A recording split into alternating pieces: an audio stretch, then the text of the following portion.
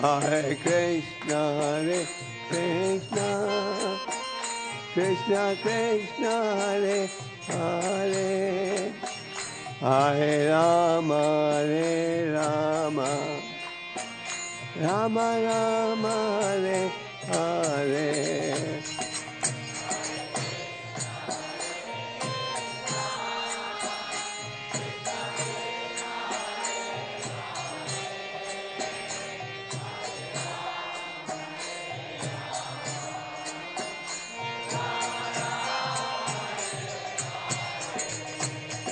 Hare Krishna, Hare Krishna, Krishna Krishna, Hare Hare, Hare Rama, Hare Rama, Rama Rama, Hare Hare.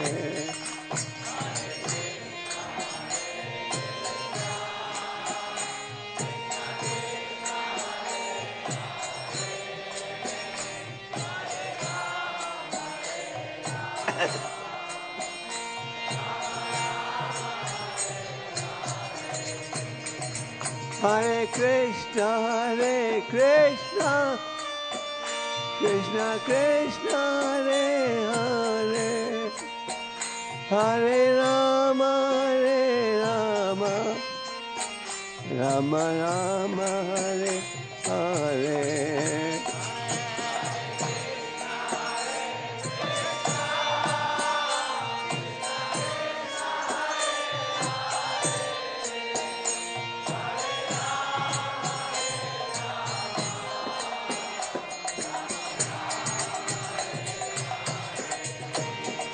Hare Krishna, Hare Krishna, Krishna Krishna, Hare Hare, Hare Rama, Hare Rama, Rama Rama, Hare Hare.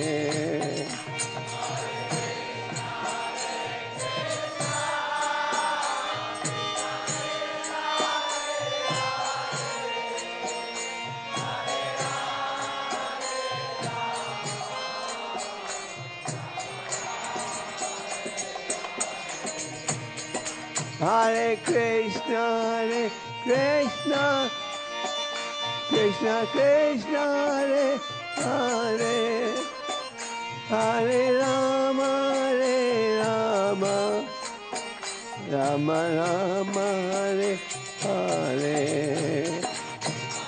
Hare Krishna, Hare Krishna, Krishna Krishna, Hare Hare, Hare Rama, Hare Rama, Rama Rama, Hare Hare.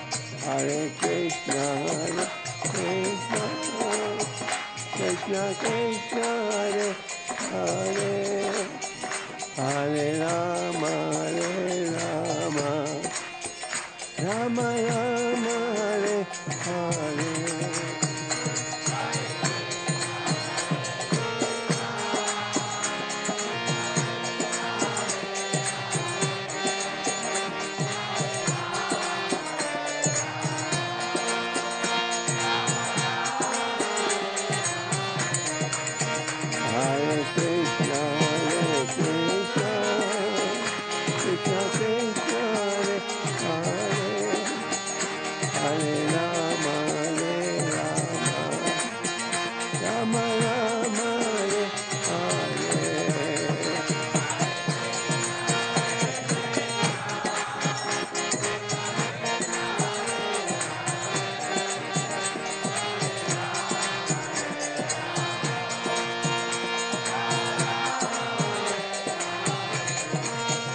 Hare Krishna, Hare Krishna, Krishna Krishna, Hare Hare, Hare Rama, Hare Rama, Rama Rama, Hare Hare.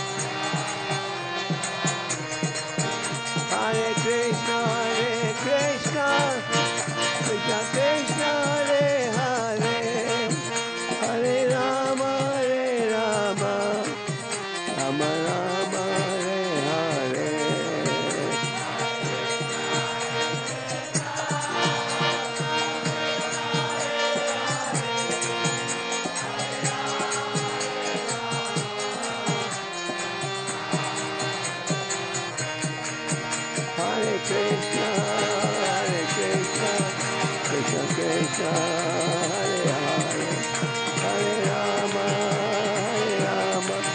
Rama Rama, Hare Hare.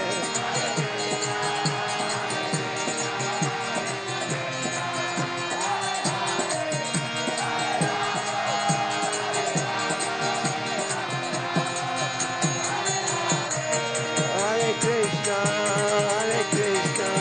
Krishna Krishna, Hare Hare, Hare Rama, Rama Rama, Hare Hare.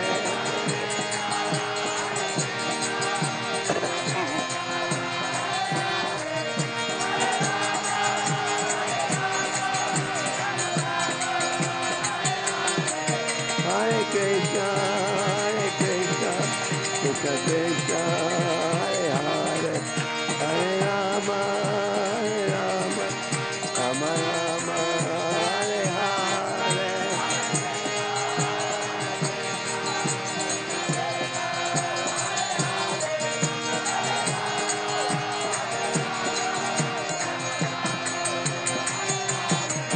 Jai Prabhupada, Prabhupada, Prabhupada, Jai Prabhupada.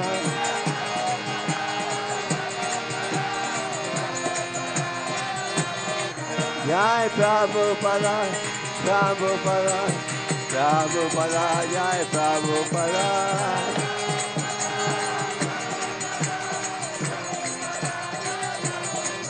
Jai Radha Prasadi Radha Prasadi Radhe. Hai ba, hai ba, hai ba, hai ba.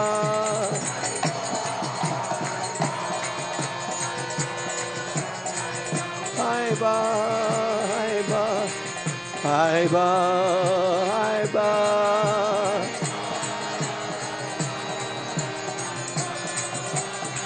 Hai ba, hai ba, hai ba, hai ba.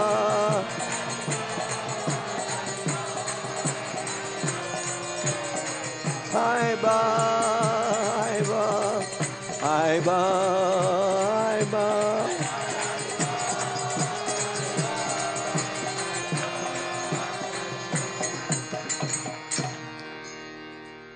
जय ओम श्री पांच स्वामी सभे जन भक्तिवेदांत स्वामी श्री प्रभुपाद महाराज की, श्री श्री गौरनिताय की, श्री श्री राधा पार्थ सादी लाल विशाखा की, श्री श्री सीताराम लक्ष्मण हनुमान की, समगतनी आज्ञा की.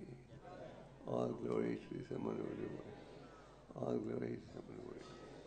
All glory to Saman Guru. All glory to you.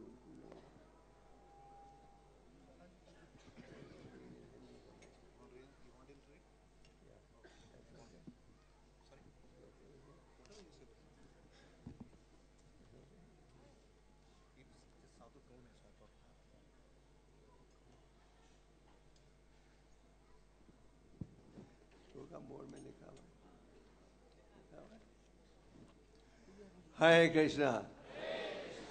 आप सब भक्तों का हार्दिक स्वागत.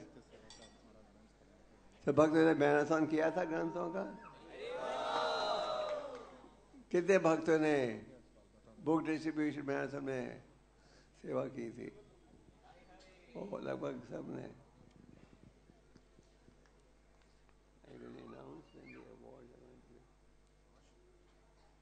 They're going to tell them when. We have a stall already, and I have informed. No, in the book division. Yeah. 24th. When will the award? Or award. We'll say that at the end. Om Namo Bhagavate Vasudevaya. Om Namo Bhagavate Vasudevaya. Om Namo Bhagavate Vasudevaya. तो आज हम आपको तीसरे स्कंद के 25वें अध्याय का श्लोक number 20 पढ़ेंगे और इस पर चर्चा करेंगे. शायद श्लोक आप बोर्ड में लिखा हुआ है. अगर आप उच्चारण करना चाहो.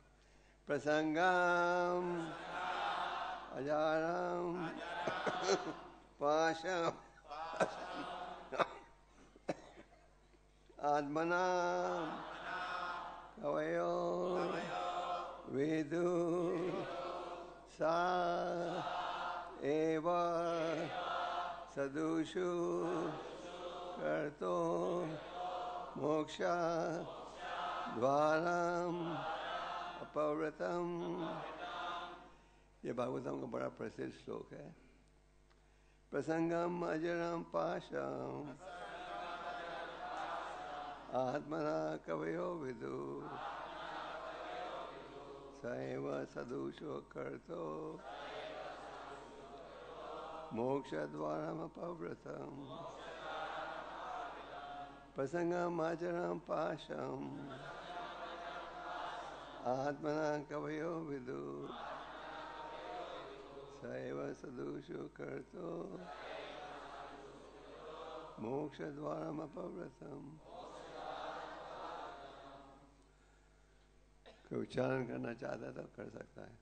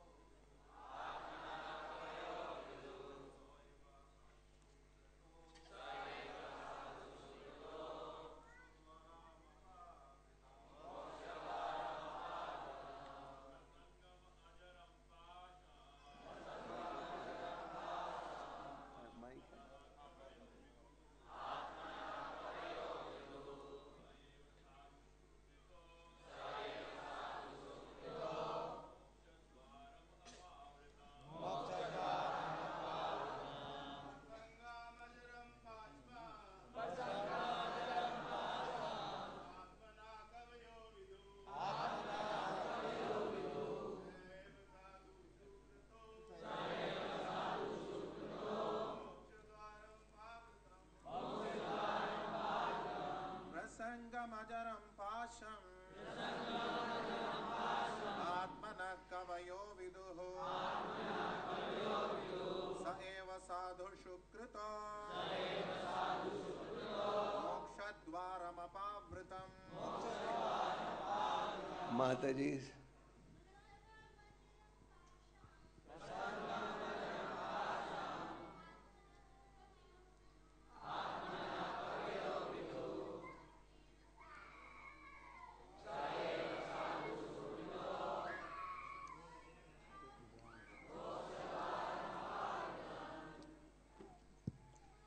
शब्दार्थ। प्रसंगम आसक्ति अजरम प्रबल पाशम बंधन आत्मनः आत्मा का कवय विद्वान पुरुष विदु जानते हैं। सह एव वही साधुषु भक्तों में कृत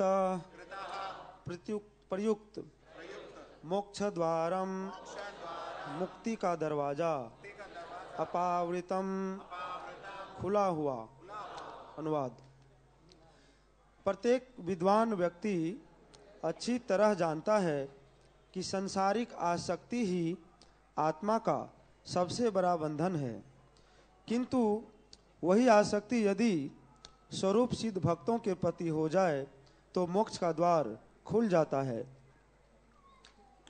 अनुवाद।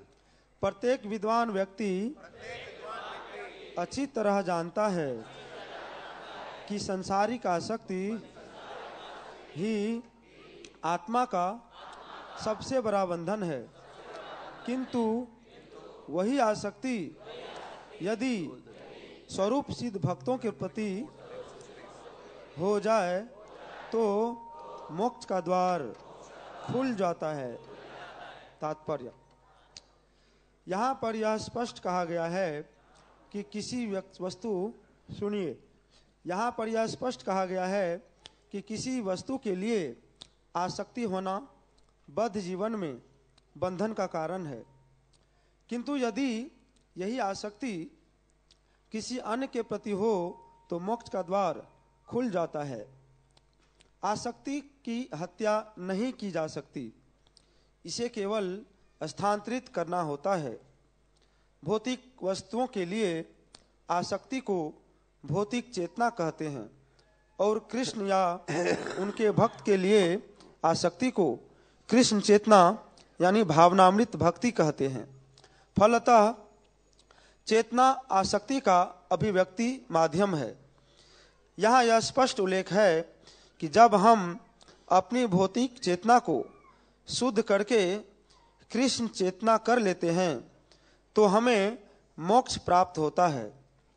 इस कथन के बावजूद कि आसक्ति का परित्याग किया जाए, जीवात्मा के लिए संभव नहीं कि वह अनासक्त यानी इच्छाविहीन हो सके। जीव में स्वभावतः किसी न किसी वस्तु से आसक्त होने का झुकाव होता है।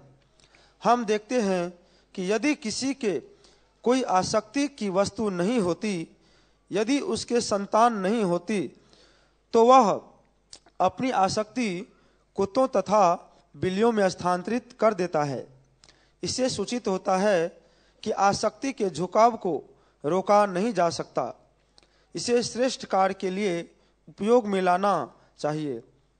भौतिक वस्तुओं के में हमारी आसक्ति होने से हमारी बद्ध अवस्था चलती रहती है, किंतु यदि इसी आसक्ति को भगवान में या उनके भक्त में लगा दिया जाए तो वह मोक्ष का स्रोत बन जाती है। यह संस्तुति की गई है कि आसक्ति को स्वरूप सिद्ध भक्तों या साधुओं में स्थानांतरित कर दिया जाए। पर साधु है कौन? साधु कोई सामान्य व्यक्ति नहीं होता जो गेरुआ वस्त्र पहने हो या लंबी सी दाढ़ी रखे हो। भगवद गीता में बताया गया है कि साधु वह है जो बिना हिचकिचाहट के भक्ति में लगा रहता है, भले ही वह भक्ति के नियमों का दृढ़ता से पालन न करता हो, किंतु यदि परम पुरुष कृष्ण में उसकी अडिग आस्था है तो वह साधु समझा जाता है। साधु रेव स मंतव्य, साधु भक्ति का कट्टर अनुयायी होता है। यहाँ यह संस्तुति की गई है कि जो ब्रह्म साक्षात्कार करना चाहता है या आध्यात्मिक सिद्धि का इच्छुक है, उसे चाहिए कि साधु या भक्त से आसक्ति करे। भगवान चैतन्य ने भी इसकी पुष्टि की है। लव मात्र साधु संगे सर्व सिद्धि है। साधु की क्षण मात्र की संगति से सिद्धि प्राप्त की जा सकती है। महात्मा शब्द साधु का पर्यायवाची है।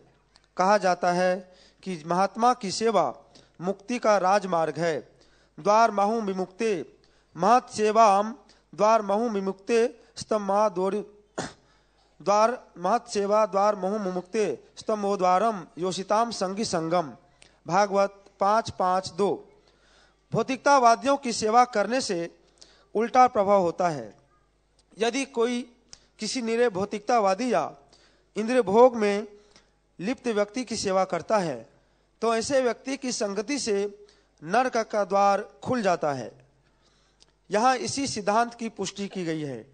भक्त के प्रति आसक्ति भगवत सेवा के प्रति आसक्ति है, क्योंकि यदि कोई साधु की संगति करता है तो वह शिक्षा देगा कि किस प्रकार भगवान का भक्त, पूजक तथा निष्ठावान दास बना जाए। साधु के यही वरदान है। यदि हम साधु की संगति करना चाहें तो हमें यह उम्मीद नहीं करना चाहिए कि हमें बताएगा कि हम अपने भौतिक स्थिति किस प्रकार सुधारें, अपितु वह हमें यह शिक्षा देगा कि भौतिक आकर्षण रूपी कलमश की गांठ कैसे काटी जाए और भक्ति में हम कैसे ऊपर उठे। साधु की संगति का यही फल है। कपिल मुनि सर्वप्रथम बताते हैं कि मुक्ति मार्ग ऐसी ही संगति से प्रारंभ होता है। ओम ज्ञानतिमिरन्धस्य ज्ञानाञ्जनशलाकया चक्षुरुन्मिलितं येन तस्मै श्रीचैतन्यमनोभीष्टं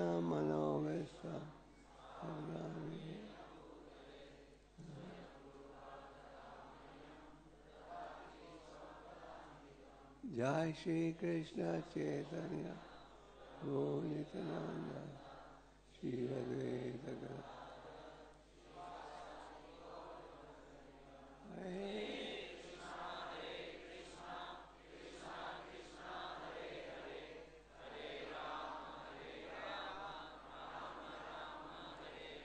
प्रसंगमजरम पाशम आत्मा कवयो विदु सेव सदु सुकृतो मोक्ष द्वारम अप्रवृद्धम। ये भागवतम का बड़ा प्रसिद्ध श्लोक है और 9 श्लोक हैं एक साथ, जिनमें एक ही संदेश दिया जा रहा है, वो है साधु संग। प्रभुपाद जी ने जब इस्कॉन संस्था की स्थापना की, पहला केंद्र था न्यूयॉर्क में, तो प्रभुपाद जी ने ये रविवार के प्रोग्राम की भी स्थापना की, जिसका उद्देश्य ये था कि हम आध्यात्मिक मार्ग में उन्नति करें और शिक्षा प्राप्त करें। तो इस अध्याय में कपिलदेव भगवान अपनी माता देवहूति को ज्ञान दे रहे हैं। देवहूति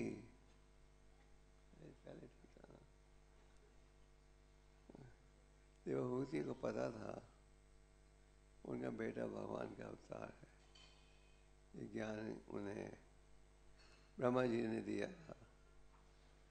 तो देवहूति एक प्रश्न पूछ रही है, मैं कैसे इन संघर्षों से छुटकारा प्राप्त कर सकती हूँ। और देवहूति ने पूछा और आगे ये भी कहा कि तुम हो मेरे आध्यात्मिक नेत्र, तुम्हारे द्वारा मुझे आध्यात्मिक ज्ञान प्राप्त होता है। हम साधु को क्यों मिलते हैं? इसलिए कि दिव्य ज्ञान प्राप्त हो। वो साधु का कर्तव्य ये है कि भगवान का सत्य संदेश है वही आगे प्रस्तुत किया जाए। जैसे आप प्रभुपाद के ग्रंथों में देखते हो, यथारूप ज्ञान दिया जा रहा है। तो बेटा जो था बड़ा प्रसन्न हुआ जब उन्हें देखा, तब उन्होंने माता का प्रश्न सुना। जैसे कि आप प्रचार करते हो, कोई व्यक्ति आए और कहे मुझे कृष्ण भक्ति के विषय में ज्ञान दीजिए, आप खुश हो जाते हो, आप ग्रंथों को बांटने जाते हो। कोई कहे, खुद ही कहे मुझे 1000 गीता चाहिए, आप खुश हो जाते हो। तो इसी प्रकार भगवान कपिलदेव माता के प्रश्न से बड़े खुश थे। उन्होंने कहा तुम मेरे आध्यात्मिक नेत्र हो। तो कपिलदेव भगवान क्या कह रहे हैं? कह रहे हैं कि हमें आसक्ति बढ़ानी चाहिए, किसके प्रति? संतों के प्रति। और भौतिक आसक्ति रखोगे तो कहाँ पहुँचोगे? नरक की तरफ। आध्यात्मिक आसक्ति का लाभ क्या है? कि आपको दिव्य संदेश प्राप्त होगा। तो क्या कारण है कि साधु संघ इस विषय पर इतना बल दिया जाता है? जब चैतन्य महाप्रभु ने 5 महत्वपूर्ण सेवाओं की चर्चा की, जिसके माध्यम से आप जीवन के लक्ष्य को प्राप्त कर सकते हो, सबसे पहले उन्होंने क्या कहा? साधु संग। तो इस अध्याय में आप पढ़ते हो कि अनेक श्लोकों के द्वारा कपिलदेव भगवान इस विषय पर बल दे रहे हैं कि हमें साधु की संगत का लाभ उठाना चाहिए। जो आसक्ति भौतिक विषयों की है, उसके बदले क्या आसक्ति रखनी चाहिए? संतों के प्रति। भौतिक आसक्ति के कारण हमें भौतिक संसार में भटकते रहते हैं। इस विषय पर भगवान ऋषभदेव कहते हैं, भगवान ऋषभदेव का उपदेश आप 5वें स्कंद में प्राप्त करते हो। कहते हैं न्यूनम प्रमता कुरुते विकर्मा। जो व्यक्ति भौतिक आसक्ति रखता है, या दूसरे शब्दों में विकर में कार्य करता है, वो एक रूप से मूर्ख है। आप कहोगे क्यों है मूर्ख? क्योंकि ये ध्येय जो आज है क्या दे रहा है, सुख या दुख, कष्ट दे रहा है। और विकर्म कार्यों का परिणाम ये होगा कि फिर से एक देह मिलेगा जो आपको केवल कष्ट देगा। भगवान गीता में कहते हैं भौतिक जीवन के दो मुख्य लक्षण हैं, एक दुखालयम, दूसरा अशाश्वतम। चाहे आप कितने भी धनी बन जाओ, कितने भी ज्ञानी बन जाओ, आप दुख कष्टों से बच नहीं सकते। 7 प्रकार के कष्ट जिनकी चर्चा होते आप सुनते हो, जन्म मृत्यु रापा बीमारी, मन का कष्ट प्रकृति द्वारा और दूसरों के द्वारा। तो भगवान कहते हैं भौतिक आसक्ति को छोड़ो। जो विद्वान हैं वो जानते हैं कि भौतिक आसक्ति बंधन का कारण बनती है। तो आप सब जो यहाँ उपस्थित हो, आप कौन हो? आप असली विद्वान हो, क्योंकि आप ये समझ बैठे हो भौतिक आसक्ति से काम नहीं चलेगा, नहीं, अध्यात्म आसक्ति चाहिए। एक समय चैतन्य महाप्रभु ने अपने भक्तों को कहा कि मैंने केवल लखपति के घर में प्रसाद लेना है अभी, और किसी के घर नहीं। तो जो महाप्रभु के भक्त थे ये सुनकर दुखी हो गए, क्योंकि उनमें कोई भी लखपति तो था नहीं, सब साधारण भक्त थे। तो उन्होंने कहा महाप्रभु से, आप अभी लखपति के घर में सेव खाओगे, हम तो लखपति नहीं हैं, हम तो गरीब हैं भौतिक दृष्टि से, तो हमारे घर कभी नहीं आओगे। महाप्रभु ने कहा लखपति से अर्थ है जो लाख बार जाप करता है। तो आप सब जो हो एक रूप से लखपति हो, आप सब असली विद्वान हो, क्योंकि इस श्लोक में कहा जा रहा है जो विद्वान व्यक्ति है। तो विद्वान व्यक्ति ये नहीं PhD डिग्री मिल गई हम बड़े विद्वान बन गए। असली विद्वान व्यक्ति वो है जो भगवान के संदेश को स्वीकार करता है, वो है सनाथ। और असली अनाथ वो है जो भगवान की शिक्षा को के आधार पर नहीं चलता। तो यहाँ भगवान कपिलदेव कह रहे हैं, एक रूप से देखा जाए देवहूति के माध्यम से ये संदेश हम सबको दिया जा रहा है, क्या कि भौतिक आसक्ति से बचो और आध्यात्मिक आसक्ति बढ़ाओ। आसक्ति होगी पॉजिटिव या नेगेटिव, तो आसक्ति कैसे बदले, यहाँ आता है साधु संग का प्रभाव। ये साधु संग हमें 2 माध्यम से प्राप्त होते हैं, एक है भक्त साधु, दूसरा है ग्रंथ साधु। जैसे आप सब भक्तों ने बहुत परिश्रम किया इस मैराथन के महीने में, और परिश्रम किया क्यों? क्योंकि आप चाहते हो कि लोग सुखी बने। असली सुख प्राप्त होगा अगर भगवान की शिक्षा को स्वीकार करें। तो कई भी व्यक्ति हैं सारे विश्व में जुड़े हैं इन ग्रंथों के माध्यम से। लोग ग्रंथों को पढ़ते हैं और निश्चित करते हैं हाँ यहाँ है असली संदेश, ये है असली संदेश। अनेक व्यक्ति जुड़े हैं सारे विश्व में इन ग्रंथों के माध्यम से। अगर आज आप देख रहे हो कि आपके दिल्ली शहर में भक्तों की संख्या बढ़ रही है, उसका एक मूल कारण है आप सबके द्वारा जो ग्रंथों का वितरण होते आता है उसका प्रभाव। तो ग्रंथों को पढ़ते हैं और जीवन को सुधारते हैं। तो भौतिक आसक्ति से हमें बचना है। और भौतिक समाज में क्या देखते हो, हम प्रयास करते रहते हैं, इन कार्यों से संतुष्ट नहीं मिली, चलो अगला कार्य प्रयास करते। तो भौतिक संसार में चाहे आप कितनी भी सफलता प्राप्त कर लो, कितनी भी संपत्ति बना लो, कितने भी इंद्रिय तृप्ति की सुविधा हो, आप कभी भी संतुष्ट नहीं रह सकोगे। आप भगवत में पढ़ते हो महाराज ययाति की कथा, जिन्हें हजारों सालों के लिए सुविधा प्राप्त हुई थी इंद्रिय तृप्ति की, परंतु उनका परिणाम क्या था कि वो अपनी इंद्रियों को संतुष्ट नहीं कर पाए।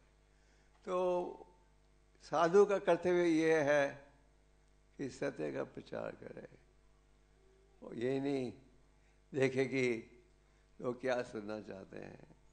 एक समय हमने एक प्रचारक से पूछा, हमारे शास्त्रों में तपस्या का वर्णन अनेक स्थानों में है, तो आप अपने प्रचार में तपस्या के ऊपर बल क्यों नहीं देते? उन्होंने कहा कि हम तपस्या की ज़्यादा चर्चा करेंगे तो लोग आएंगे नहीं, तो इसलिए प्रभुपाद जब अमेरिका गए थे, कईयों ने उनको ये राय दी, स्वामी जी आप जो वस्त्र पहन रहे हो, जो सिद्धांत दे रहे हो, कोई अमेरिकन नहीं सुनेगा। और प्रभु से कहा जाता था आप अपने राय को बदलो। प्रभु जी ने स्वीकार नहीं किया, और जब प्रभु ने भगवद गीता यथारूप का अनुवाद किया था अमेरिका जाके, तो उनके शिष्य कई पब्लिशर्स के पास गए थे कि आप ये गीता छापिए। वो पढ़ते थे गीता को, और उन्होंने ये निर्णय दिया, इस गीता में कृष्ण कृष्ण कृष्ण बहुत ज़्यादा वर्णन है, और भक्ति भक्ति भक्ति बहुत ज़्यादा है, कोई नहीं पढ़ेगा इन गीता को। तो सब ने इनकार कर दिया छापने से, और प्रभुपाद जी के लोग वो पब्लिशर कह रहे थे कृष्ण का नाम कम लो, भक्ति के ऊपर कम बल दो, फिर हम छापेंगे। तो भक्तों ने प्रभुपाद से कहा, नो कॉम्प्रोमाइज, आपका ये गीता कैसे छप गई? उन दिनों में प्रभुपाद ने एक एल्बम बनाया था हरे कृष्ण मंत्र का। वो एल्बम प्राप्त करने के लिए व्यक्ति को पुराने ज़माने में या कुछ समय पहले बीपीपी होता था ना इंडिया में भी, आप भेजो किसी वस्तु को पोस्ट ऑफिस के द्वारा, जो कीमत है वो वहाँ भरना पड़ता है। तो ऐसी योजना थी। तो खैर जब ब्रह्मानंद प्रभु गए ये रिकॉर्ड लेकर एक पब्लिशर के ऑफिस में, जिसने रिकॉर्ड मांगा था, तो वहाँ उनका परिचय हो गया एक एडिटर के साथ, जो रिलीजियस बुक्स का एडिटर था मैकमिलन कंपनी का। तो ब्रह्मानंद ने उनसे कहा, हमारे गुरु ने गीता का अनुवाद किया है, हम चाहते हैं कि आपकी कंपनी उसे छापे। तो एडिटर ने बोला, हमने बाइबल छापी है, कुरान छापी है, जूइश लिटरेचर छापा है, हम गीता की तलाश में थे, बताओ हमें। तो अगले दिन ब्रह्मानंद प्रभु से पूछकर गीता का मैन्युस्क्रिप्ट दिया, और वो तुरंत मान गए छापने को यथारूप। तो कहने का तात्पर्य यह है, भगवान का जो संदेश है वो हमें सत्य रूप से स्वीकार करना चाहिए। तो जब कहा जाता है साधु संग, उसका भाव ये है कि साधु का आचरण भी होगा और वो आपको शुद्ध संदेश दे रहा है। तो भौतिक आसक्ति से बचना, विद्वान वो व्यक्ति है जो देखता है भौतिक आसक्ति के द्वारा नुकसान ही है, लाभ नहीं है, ये अच्छा सौदा नहीं है। देखते हो सारे हॉस्पिटल भरे हुए हैं कि नहीं? आप देखते हो कि बीमारियां बढ़ते जा रही हैं, कितना क्लेश है समाज में। तो जो बुद्धिमान व्यक्ति है वो सोचता है क्या है उपाय, कोई उपाय है? उपाय है, वो है आध्यात्मिक मार्ग। तो भौतिक आसक्ति के कारण केवल कष्ट है। और प्रभुपाद में कहते हैं, जब किसी मानव के द्वारा संतुष्ट नहीं प्राप्त होता, हम किसकी तरफ जुड़ जाते हैं? कुत्ते बिल्लियों की तरफ। ये अभी ये फैशन भारत में भी आ गया है। वृंदावन में भी मैं कई खानदानों को देखता हूँ जिन्होंने घर में कुत्ते रखे हैं। हम क्यों रखते हैं? क्योंकि हमें चाहिए कोई व्यक्ति जो कहना माने हमारा। बच्चों को शिक्षा देते हैं, बड़े होकर बच्चे कहते हैं हमें कुछ मत बोलो, वी आर इंडिपेंडेंट। पर जो कुत्ते जैसा पशु है वो जिंदगी भर आपका कहना मानेगा। बॉल फेंकोगे बॉल को उठा कर ले आएगा। तो इसलिए लोग कुत्ते बिल्लियों को रखते हैं। तो हमें जो विद्वान है वो आध्यात्मिक आसक्ति बढ़ाना चाहता है। आध्यात्मिक आसक्ति का अर्थ क्या? जब शास्त्र में कहा जाता है साधु संग का लाभ उठाओ, उसका उद्देश्य क्या है? उद्देश्य यह है कि आप साधु की वाणी को सुनोगे और इस वाणी का लाभ उठाओगे तो उसके द्वारा आध्यात्मिक जागृति बढ़ेगी। जो साधु है वो केवल आपको भगवान का संदेश देता है और अपने आचरण द्वारा धर्म के नियमों को प्रस्तुत करता है। आचार भी होना चाहिए, प्रचार भी होना चाहिए। आप हरिदास ठाकुर की कथा पढ़ते हो, ब्रह्मा जी के अवतार थे, उनकी इच्छा थी कि बड़े विनम्र वातावरण में जन्म लें और छोटी आयु से ही हरिनाम में उनकी रुचि थी, क्योंकि उनका जन्म मुसलमान खानदान में हुआ था। वो अपने आप को बड़ा लो कास्ट मानते थे, पर उनका जो आचरण है वो सबसे ऊंचा था। तो सनातन गोस्वामी ने कहा, हरिदास कईयों का आचार है पर प्रचार की इच्छा नहीं। कई प्रचार करते हैं, का आचार नहीं। अब देखते हो कई प्रचारक है, उनका कोई आचरण नहीं रहता। पर आप में दोनों ही गुण है, क्या? आचार और प्रचार। तो जो असली संत है उसमें आचार भी होना चाहिए और प्रचार किया वैसा भी होना चाहिए। भगवान प्रचार की सेवा पर बल देते हैं, इसलिए आप गीता के 18वें अध्याय में भी पढ़ते हो, जो व्यक्ति में प्रचार करे सबसे प्रिय बन जाता है। तो हम अगर संतों की संगत में रहेंगे तो हमें असली ज्ञान प्राप्त होगा, और अगर आप इस असली ज्ञान का लाभ उठाओगे तो जीवन के लक्ष्य को प्राप्त कर सकोगे। चैतन्य महाप्रभु तो स्वयं भगवान है, शिक्षा दे रहे थे सनातन गोस्वामी को भक्ति के विषय में।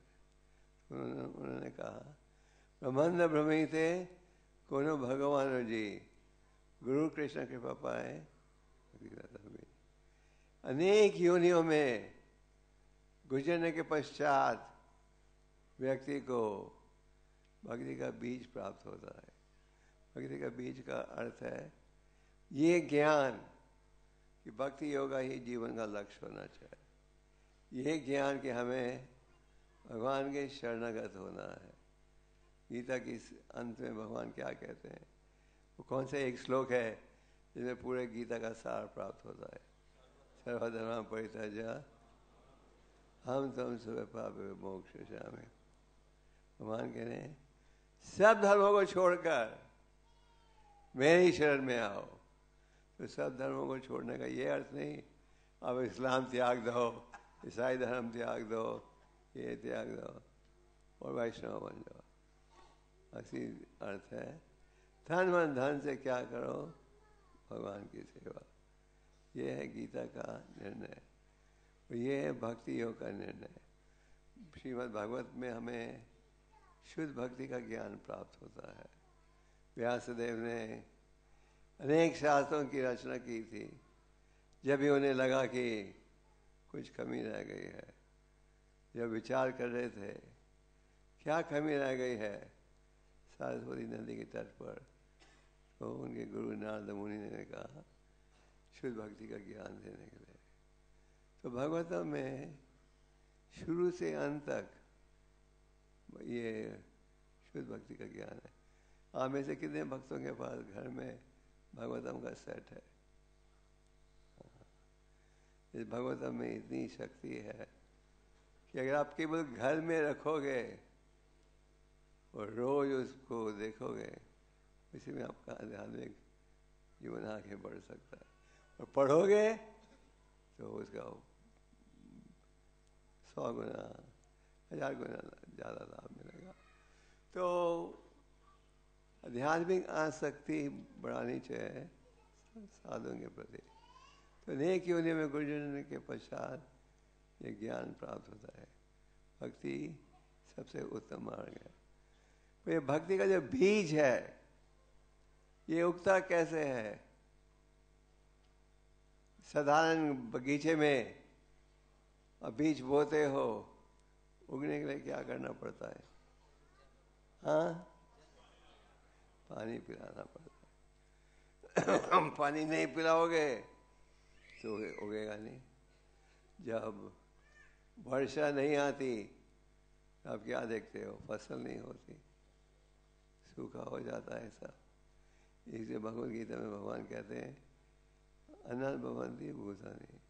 अन्न की प्राप्ति होती है वर्षा के कारण।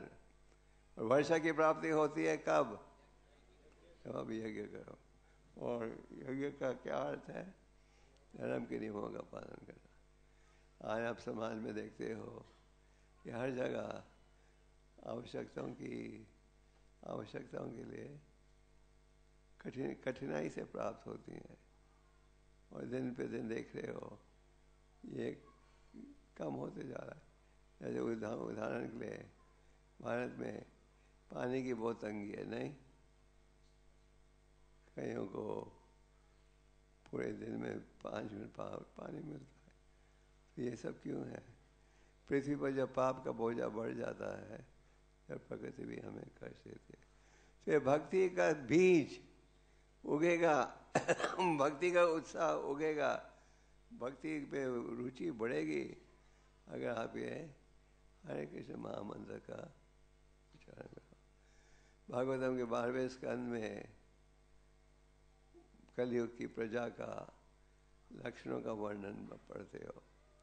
और अगर आप ये 12वें स्कंद को पढ़ोगे जिसमें कलयुग के लक्षणों का वर्णन है, आपको ऐसे लगेगा जैसे भगवतम की रचना किसने कल ही की है। 5000 साल पूर्व हमारे संतों ने हमें बताया है कि कलयुग के क्या लक्षण होंगे। उदाहरण के लिए कहा गया है आध्यात्मिकता में बहुत कम लोगों की रुचि होगी और आलसी होंगे।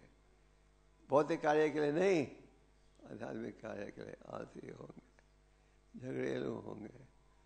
तो ये कलयुग। और कलयुग में जो सरकार है, अब जानना चाहते हो सरकार के विषय में क्या कहा गया है? सरकार में एक ही रुचि रहेगी, कर बढ़ाना, टैक्स बढ़ाना। सरकार, आप सोचते हो भौतिक समाज में आपके पास इनकम टैक्स लॉयर हैं जो कहते हैं कि टैक्स कैसे बचाओ, और गवर्नमेंट टैक्स देते जाती है ये नए नए रास्ते से। तो भगवत में कहा गया है कलयुग में सरकार यही सोचेगी कि ये कर कैसे बढ़ाया जाए। प्राचीन समय में जब जो राजा थे, वो राजा भी थे और ऋषि भी थे। प्रजा की देखभाल होती थी जैसे माँ बाप बच्चों की देखभाल करते हैं। तो ये भक्ति का बीज उगेगा अगर हम श्रवणम कीर्तनम करेंगे। तो इसी 12वें स्कंद में शुक्र परीक्षित महाराज ने पूछा कि ये बताइए कलयुग में लोगों का उद्धार कैसे होगा। परीक्षित महाराज सुन बैठे थे नरकों का वर्णन और किस प्रकार हमें पापों का परिणाम भुगतना पड़ता है। तो सुखदेव गोस्वामी ने कहा तृतीय ध्याय तो विष्णु श्वेतयो यजसोमक है द्वापर परिचर्यायम कलोत्रधारी कीर्तन। सतयुग में भगवत प्राप्ति का साधन क्या था? भगवान का चिंतन करना। और लोगों की अवधि 1,00,000 साल होती थी। आजकल के विज्ञानी इसे मानेंगे नहीं, पर हम ये ज्ञान शास्त्रों द्वारा प्राप्त करते हैं। तो सतयुग में माध्यम था क्या? चिंतन करना। फिर कौन सा युग उसके बाद? श्वेत युग। उसमें लोगों की अवधि और 10 गुना कम हो गई। भगवत प्राप्ति का साधन क्या था? बड़े बड़े यज्ञ। उसमें शुद्ध ब्राह्मणों की आवश्यकता थी। ये जो ब्राह्मण थे अग्नि को पैदा करते थे मंत्रों के उच्चारण से। बस ये नहीं सिगरेट लाइटर तो आपने माचिस चला, यहाँ माचिस नहीं, मंत्र के उच्चारण से और शुद्ध वस्तुओं को की आवश्यकता थी। शुद्ध घी, शुद्ध दूध, शुद्ध मक्खन। यहाँ संभव है आपको कहा जाए घर में यज्ञ करो रोज, इतना घी, इतना ये, इतना शुद्ध ब्राह्मण बुलाओ, आप कर पाओगे? नहीं कर पाओगे। आप कहोगे मुश्किल से घर का खर्चा चल रहा है और अभी आप कहते हो यह करो, ये करो, शुद्ध दूध लाओ, शुद्ध घी लाओ। और जो ये पंडित हैं वो भी मुफ्त में थोड़ी आएंगे। जब भगवान राम का राज्य था उन्होंने अपनी सारी संपत्ति ब्राह्मणों को बांट दी थी। अपने लिए केवल सीता ने एक नतनी रखी थी। ब्राह्मणों ने स्वीकार कर लिया भेंट जो भगवान राम ने दिया था। फिर सबने कहा हम इतने प्रसन्न हैं इस राज्य में, सारी संपत्ति वापस लौटा दी। आज ये उम्मीद आप कर सकते हो आप ब्राह्मणों को चंदा दो वो लेकर आपको वापस कर देंगे? नहीं। तो त्रेता का साधन क्या था? बड़े बड़े यज्ञ। फिर आगे कौन सा युग आया? उसमें क्या था साधन? अवधि और 10 गुना कम हो गई। महंगी भेंट अर्पण करना भगवान के चरणों में। आपको कहा जाए दर्शन के लिए आओ, हर रविवार को 1 आउंस सोना लाना भगवान राधा पड़ता शादी के लिए, ये भी संभव है। तो कलियुग में क्या है? वही लाभ कलत्रधारी कीर्तनधारी। कलियुग में साधन क्या है? ये कृष्ण का कीर्तन। तो ये है शास्त्रों का प्रमाण। ये किसकी कल्पना नहीं है, ये शास्त्रों का प्रमाण है। आपको जो संदेश दिया जा रहा है ये शास्त्र में प्राप्त होता है। है नाम है नाम है नाम एवं कलो न सेव न सेव न सेव। 6 दिन महाप्रभु जी की भविष्यवाणी थी। पृथ्वी ते आचे चतुर्नग्राम सर्वदा प्रचार वैभव। विश्व के हर कोने में हरिनाम पहुंचेगा। हमारे आचार्यों की इच्छा थी कि इस भविष्यवाणी को सत्य बनाने के लिए, खास करके भक्तिविनोद ठाकुर जिन्होंने एक ग्रंथ लिखा था महाप्रभु के ऊपर और जो कि उन्होंने विश्व के महाविद्यालयों को भेजा। और उनके बेटे भक्ति सिद्धांत जी, उन्होंने कई सन्यासियों को भेजा विदेश प्रचार करने के लिए। और जब वो प्रभुपाद को मिले या प्रभुपाद उन्हें मिले 1922 में, पहली मुलाकात में ही भक्ति सिद्धांत जी ने पहचान लिया ये है वो युवक जो महाप्रभु के संदेश को सारे विश्व में पहुंचा सकेगा। तो इसलिए उन्होंने कहा जो पढ़े लिखे युवक हो, अंग्रेजी भाषा अच्छी तरह जानते हो, जाओ प्रचार करो। तो प्रचार किया और आज विश्व के कोने कोने में हरि नाम का उच्चारण कर रहे हैं। कोई ये नहीं कहता मैं उच्चारण नहीं कर सकता। तो भक्ति का बीज उगेगा जब आप ये हरे कृष्णा महामंत्र का उच्चारण करोगे। और ये भक्ति का बीज उग रहा है, पर हमें सावधान रहना चाहिए। मान लो आपकी एक कोठी है और बगीचा है और कोई दीवार नहीं है उस कोठी में, तो क्या संभावना है? गलत आदमी भी अंदर आ सकता है कि नहीं? जैसे आप इस मंदिर के में चारों तरफ दीवार है, चौकीदार है, किस लिए? कि गलत आदमी अंदर नहीं आ जाए। तो उसी प्रकार ये भक्ति के पौधे की सुरक्षा के लिए ये आवश्यक है कि आप किसकी संगत में रहो? किसकी? हाँ, भक्तों की संगत में रहो। भक्तों के संग में रहोगे तो उसका कई लाभ है। एक लाभ तो ये है कि आप सुनोगे असली संदेश। क्या? चैन हरे कृष्णा। चाहे आप क्लास यहाँ सुन रहे हो या विश्व के किसी कोने में, अगर आप इस्कॉन में हो तो आपको महामंत्र की महिमा का ज्ञान मिलेगा, क्योंकि ये है शास्त्र का निर्णय। तो चैतन्य महाप्रभु ने कहा ये भक्ति का जो पौधा है, इसकी सुरक्षा के लिए हमें एक फेंसिंग बनाना चाहिए, हमें कोई दीवार बनानी चाहिए कि गलत व्यक्ति अंदर नहीं आ जाए। तो हमें भक्तों के संग में रहना चाहिए। भक्तों में के संग में रहोगे तो क्या लाभ है? एक लाभ ये है कि आप सुनोगे बार बार भगवान के शरणागत होना। आप भागवतम क्लास रोज सुनो, कभी कभी सुनो, आपको क्या संदेश मिलेगा? भौतिक आकर्षण छोड़ो, आध्यात्मिक आकर्षण बढ़ाओ, है कि नहीं? और साधन क्या है? हरि नाम। तो साधु संग में रहोगे तो ये असली उपदेश मिलेगा।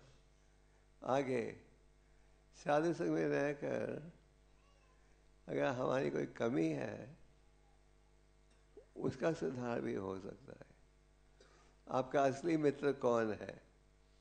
हम सोचते हैं असली मित्र वो है जो हमारी तारीफ करता है, जो कहता है अरे तुम तो इतने अच्छे भक्त हो, तुम्हारे से ज्ञान लेना है। वो है असली भक्त, असली मित्र? वो जो आपको ज्ञान देता है और कमियों को भी सुनाता है। जो कमियां हैं अगर आप भक्तों के द्वारा नहीं सुनोगे तो आपके भौतिकवादी मित्र तो नहीं कहेंगे। ये बात सच है। तो साधु संग में रहने का महत्व इसलिए दिया जाता है, एक आपको असली संदेश सुनने में प्राप्त होगा। दूसरा, अगर हमारे में कुछ कमी भी हो हम उसकी चर्चा कर सकते हैं, उस विषय में ज्ञान प्राप्त कर सकते हैं। रूपा गोस्वामी ने हमें कई ग्रंथ दिए हैं, इसमें एक ग्रंथ है श्री उपदेशामृत। उसमें रूपा गोस्वामी कहते हैं कि भक्तों के साथ 6 प्रकार के संबंध हो सकते हैं भक्तों में। कौन बताएगा क्या ये 6 प्रकार संबंध? मुयमगति प्रजति सद्विधि प्रीति लक्षण। क्या ये 6 प्रकार के?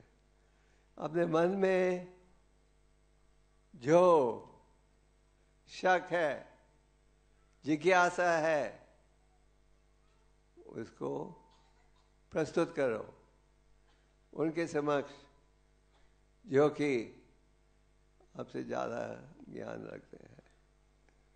और reveal your mind and take शिक्षा। आप डॉक्टर के पास जाते हो, डॉक्टर साहब को कहते हो ये कमी है, ये कमी है, ये कमी है, और फिर डॉक्टर दवाई देगा, फिर आप कहो नहीं दवाई नहीं चाहिए, हम तो केवल सुनाने आए थे क्या कमी है। उससे कोई सुधार होगा नहीं होगा।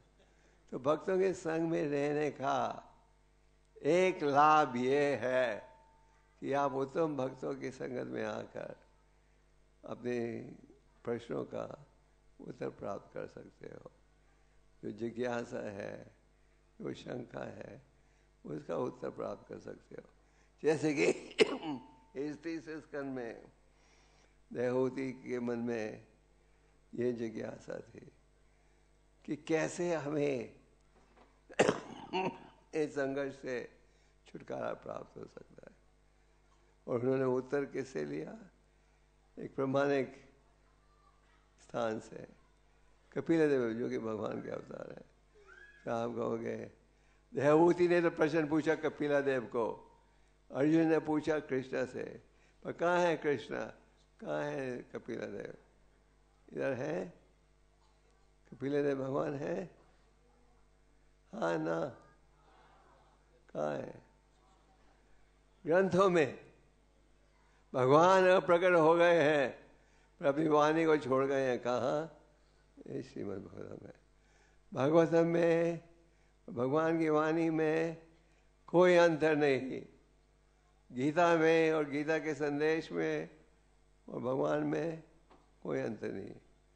जैसे कई बार लोग पूछते हैं आप लोग एक ही नाम का उच्चारण करते हो, थकते नहीं? नहीं थकते। क्यों? क्योंकि भगवान के नामों से अभिन्न है। भगवान ने, जैसे महाप्रभु ने कहा, अपने नामों में पूरी शक्ति डाली है। और ये सबका अनुभव है कि जो व्यक्ति ये हरि नाम का उच्चारण करे वो भौतिक आसक्ति को तोड़कर आध्यात्मिक आसक्ति बढ़ा सकता है। सच है? आपका भी यही अनुभव है? हाँ, ये सबका अनुभव है। तो भक्तों के संग में रहो। 6 प्रकार के संबंध क्या है? मन के विचारों को उनको प्रस्तुत करना जो कि साधु हैं, आपसे ज़्यादा ज्ञान रखते हैं, और उनकी शिक्षा का पालन करना, ध्यान देना और ध्यान लेना। आप कहोगे हमारे पास तो कुछ है ही नहीं दान देने के लिए। आप दान में क्या दे सकते हो? क्या दे सकते हो? हाँ, ज्ञान। जो ज्ञान आप सुनते हो, पढ़ते हो, वो ज्ञान हमें आगे भी पहुंचाना है। और जब आप ग्रंथों को बांटते हो, ये भी एक साधन है ज्ञान देने का। और उसके बदले में क्या लेते हैं हम? थोड़ा सा चंदा, इसलिए कि हम आगे प्रचार को और भी बढ़ा सकें। और प्रसाद लेना और प्रसाद देना, जैसे आपने अनुभव किया होगा, वहाँ हर कार्यक्रम समाप्त होता है किसके साथ? प्रसाद के साथ।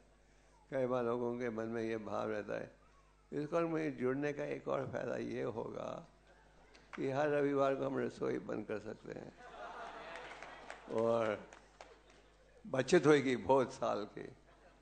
तो हम कहते हैं बचत होती तो होने दो, आओ कृष्ण प्रसाद खाओ। ये शास्त्र में लिखा है। चैतन्य महाप्रभु हर कार्यक्रम इसका समाप्ति में खुद प्रसाद बांटते थे भक्तों को। तो भक्तों के संग में रहोगे तो अपनी कमियों को सुधार सकोगे। कई बार हम देखते हैं कि भक्तों साधु संग से दूर रहना चाहते हैं। आप साधु संग से दूर रहोगे तो आपकी कमियों को आप कभी सुधार नहीं पाओगे, है कि नहीं? उल्टा ये कमियां बढ़ते जाएंगी। इसलिए कहा गया है साधु संग में रहो। और अंत में ये भक्ति का बीज उगेगा। पर एक विषय पर सावधान रहना चाहिए। जिस प्रकार एक सुंदर बगीचा नष्ट हो जाता है जब एक पागल हाथी अंदर आता है, उसी प्रकार ये भक्ति का बगीचा नष्ट हो सकता है अगर हम क्या करें? क्या? वैश्य अपराध। तो इन अपराधों से हमें बचना चाहिए। कैसे बचे? वो ज्ञान शास्त्र में है वो साधु द्वारा प्राप्त होता है। तो हम सबका लक्ष्य, उद्देश्य ये होना चाहिए कि हम हमारी भौतिक आसक्ति के बजाय क्या अनुकूल करें, आध्यात्मिक आसक्ति। और इस विषय में चैतन्य महाप्रभु ने कहा, अगर भगवान के शरणागत होना चाहते हो तो उस कार्य को स्वीकार करो जो अनुकूल है। अनुकूल किस विषय के लिए? भक्ति के विषय में। और जो प्रतिकूल है उससे त्यागो। तो क्या अनुकूल है, क्या प्रतिकूल है, ये प्राप्त होगा साधु संगत के द्वारा। तो ये जो रविवार का प्रोग्राम है, इसका आप सबको लाभ उठाना चाहिए।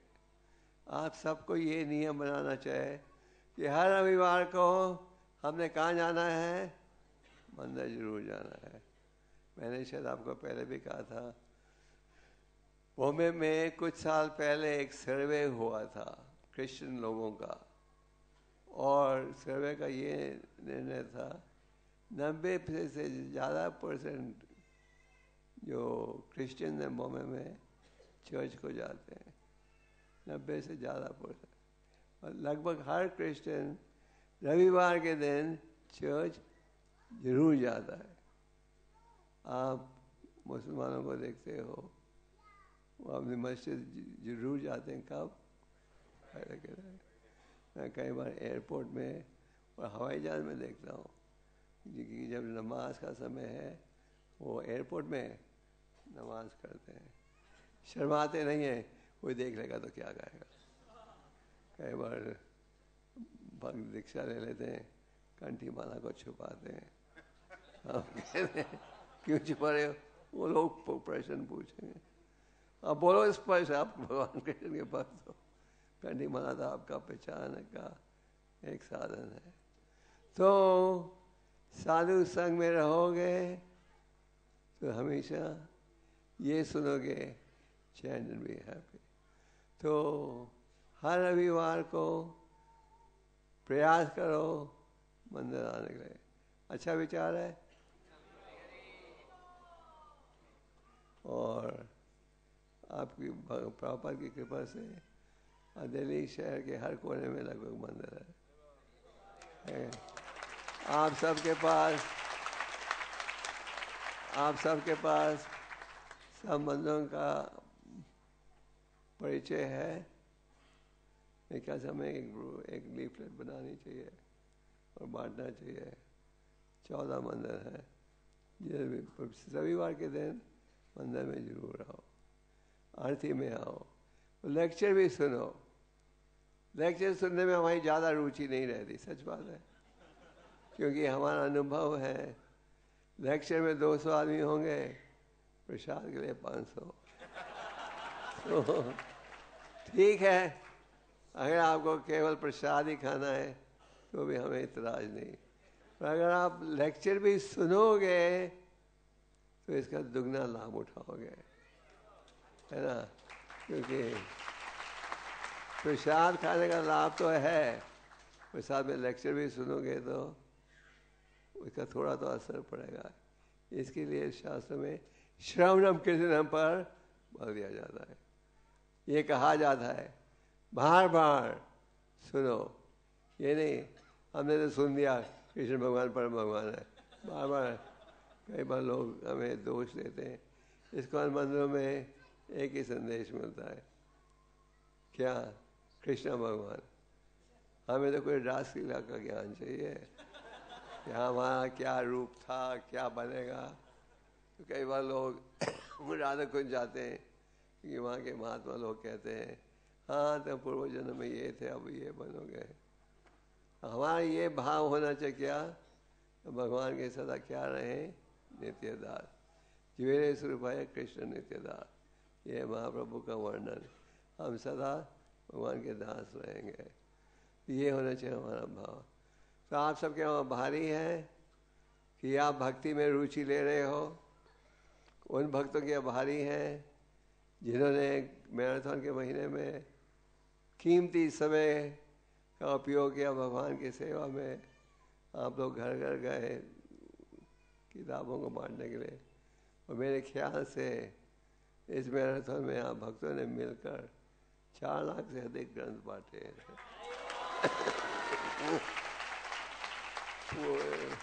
पूरा स्कोर अभी तक निर्णय नहीं हुआ है, तो ये केवल आपके मंदिर ने, पंजाबी बाग दूसरे मंदिर ने आ रहा, आपके पूना के मंदिर ने ये सब 700 भगवतम सेट बांटे और 2 लाख से अधिक ग्रंथों में। तो ये भक्तों का उत्साह पर निर्भर है। अगर हमारे में ये उत्साह है, हमारे मन में ये भाव है कि हमने लोगों का उद्धार करना है और प्रयास करना है, तो प्रयास करोगे तो भगवान क्या कहते हैं, ये तमाम प्रभु देते हैं। जितनी मात्रा में कोई मेरी शरण में आएगा उतनी मात्रा में उसकी मैं सुरक्षा करूँगा। तो आप सबसे निर्णय, हर इतवार को इधर आया करो मंदिर, और इस प्रकार आप विचलित होने से बच जाओगे। नहीं तो ये जो मन है, ये मन मित्र है, मन को मित्र बनाना है। इस समय ये मन हमारा शत्रु है, शैतान है। मन क्या कहते रहता है आपको, क्या है जल्दी भक्ति की, अभी तो तुम इतने जवान हो, है ना। क्या है आपकी आयु, 70 साल, पर सरकार आपको रिटायर कर देगी 60 साल में, पर घर वाले कहेंगे 70 साल भी भक्ति के लिए बहुत जवान है। तो कब भक्ति करनी चाहिए, जब आप लंगड़े हो जाओ, गूंगे हो जाओ, बहरे हो जाओ, अंधे हो जाओ, जब कोई आपके पास नहीं बैठना चाहता, जब आप मंदिर में जाना। तो इस प्रकार का भाव रखोगे तो जीवन के लक्ष्य को नहीं प्राप्त कर सकोगे। हमें तुरंत ही इसको अपनाना चाहिए। प्रभुपाद जी ने एक आर्टिकल लिखा था कई साल विदेश जाने से पहले, सॉरी नो टाइम, ये था आर्टिकल का नाम। तो उसमें प्रभुपाद जी के समझाते हैं, एक प्रसिद्ध व्यक्ति को मिले थे, प्रभुपाद ने उपदेश दिया। उसने कहा, स्वामी जी आप जानते नहीं मैं कितना व्यस्त हूँ, I am sorry no time.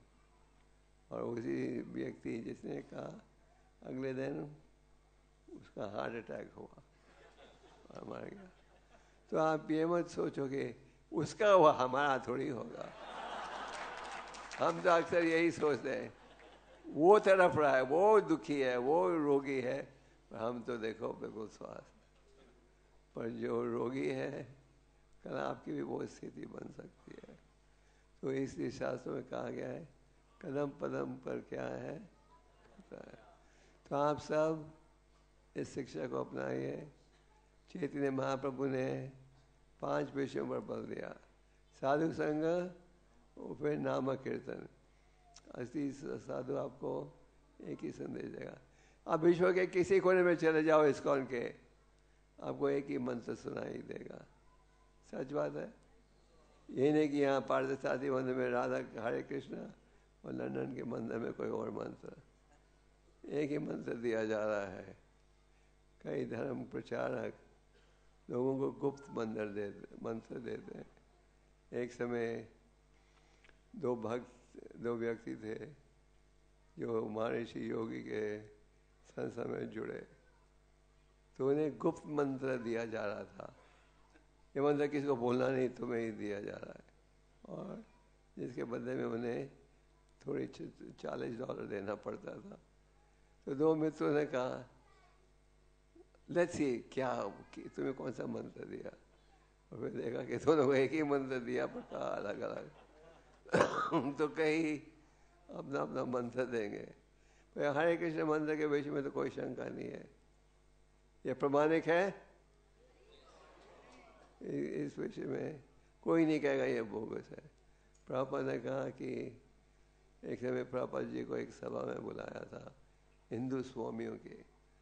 Prabhupada ने कहा, हम जाएंगे अगर वो इस विषय को स्वीकार करें, 1 गॉड कृष्णा, 1 बुक भगवद गीता, 1 मंत्र हरे कृष्ण मंत्र। अगर हम इसे स्वीकार करेंगे तो फिर समाज में शांति होगी। तो आज इस ज्ञान की बहुत आवश्यकता है।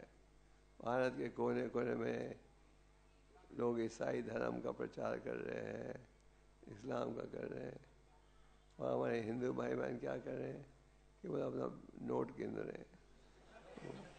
तो हमें इस दिव्य संदेश के प्रचार में सहयोग देना चाहिए, और इसको द्वारा ईश्वर संदेश हर कोने में दिया जा रहा है।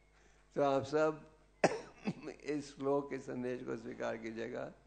कपिलदेव भगवान माता के प्रश्न के उत्तर में कह रहे हैं, जो असली विद्वान हैं वो क्या करते हैं? भौतिक आसक्ति को छोड़कर क्या बढ़ाते हैं? आध्यात्मिक आसक्ति। आसक्ति तो होनी चाहिए। अगर हम आपको कहें पॉजिटिव आसक्ति भी नहीं रखो, नेगेटिव भी नहीं रखो, अब संभव है? नहीं। कई प्रचारक कहते आंख बंद कर दो, बस आंख बंद करके वो सो जाते हैं। तो आध्यात्मिक आसक्ति बढ़ानी है तो भक्ति की विधियों का पालन करना चाहिए। ये संभव है। आज अगर इसको कि हजारों लाखों भक्त हैं सारे विश्व में, ये सारे भक्तों की पहले भौतिक आसक्ति थी, है कि नहीं? पर उन्होंने हरि नाम से आरंभ किया। प्रभा जी ने प्रचार कैसे आरंभ किया? न्यूयॉर्क जाकर कीर्तन किया पार्क में, और हरे कृष्ण मंत्र का उच्चारण। तो आध्यात्मिक आसक्ति संभव है, कठिन है पर संभव है। जैसे कि भगवान कहते हैं, देवी शगुन माई मम माया दुरदया। ये माया का विरोध करना बहुत मुश्किल है, पर जो मेरे शरणागत होते हैं वो कर सकते हैं। तो ये है उपाय, ये है असली लक्ष्य। बहुत आध्यात्मिक आसक्ति बढ़ाएं। और अगर भौतिक आसक्ति आपको सता रही है तो संतों के सहयोग से आप इसका भी विरोध कर सकते हो। तो हर रविवार को आइए, मंदिर आपका मंदिर है, गीता को पढ़िए, हरिनाम का उच्चारण कीजिए, और जो उत्साह था आप भक्तों में प्रचार के लिए पिछले महीने, ये उत्साह सारे साल रखना। ये नहीं अभी 11 महीने की छुट्टी फिर अगले साल फिर शुरू करेंगे। माया का मैराथन साल में 1 महीना रहता है, हाँ, फुल टाइम। इंग्लिश में कहते हैं 24/7। 24 का मतलब है 24 घंटे, 7 का मतलब है 7 दिन। ये दुकान 7 दिन 24 घंटे खुला ही रहती है। इसी प्रकार हमारा प्रचार का उत्साह होना चाहिए 24/7, 24 घंटे हर हफ्ते, रोज ये उत्साह होना चाहिए। हमें भक्ति में रुचि बढ़ानी है, आध्यात्मिक आसक्ति बढ़ानी है, और बौद्धिक आसक्ति को त्यागना है। और ये सब संभव है आध्यात्मिक हथियारों के द्वारा। आप जो जुड़े हो इस्कॉन के साथ, असली विद्वान हो, आपके पास प्रभुपाद जी की कृपा से हर प्रकार का हथियार है। क्या है आध्यात्मिक हथियार? पहला हथियार ये महामंत्र, फिर है भगवतम गीता का संदेश, फिर है सुंदर मंदिर, भगवान की इच्छा आर्चा विग्रह का दर्शन। तो अगर आप इन सब सुविधाओं का लाभ उठाओ तो आप बड़ी सरलता से भौतिक आसक्ति को तोड़ सकोगे, और उसकी वजह क्या प्राप्त होगा? आध्यात्मिक आसक्ति। अर्जुन से भगवान ने पूछा 18वें अध्याय में, हे अर्जुन, तुम्हारे ज्ञान से अब दूर हो गई है? अर्जुन ने कहा, हाँ, अब मेरा मोह त्यागने को तैयार हूँ, और आपके आदेश के अनुसार कार्य करने को तैयार हूँ।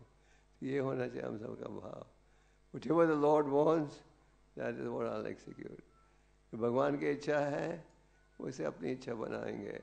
ये नहीं कि हमारी इच्छा है वही भगवान को पूरा करना चाहिए। हम सब सोचते हैं हमारी इच्छा को बन जाना चाहिए भगवान की इच्छा, और असल भाव होना चाहिए भगवान की जो इच्छा है वो हमारी इच्छा।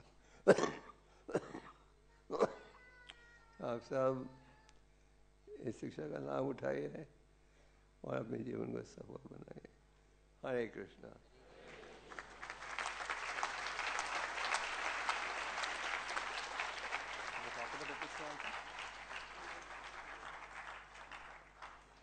few minutes.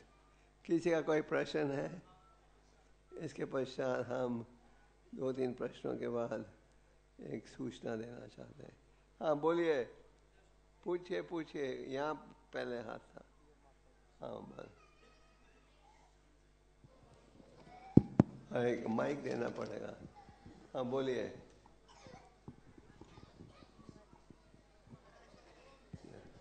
जल्दी जल्दी, शांति शांति, और 10 मिनट में समाप्त हो जाएगा।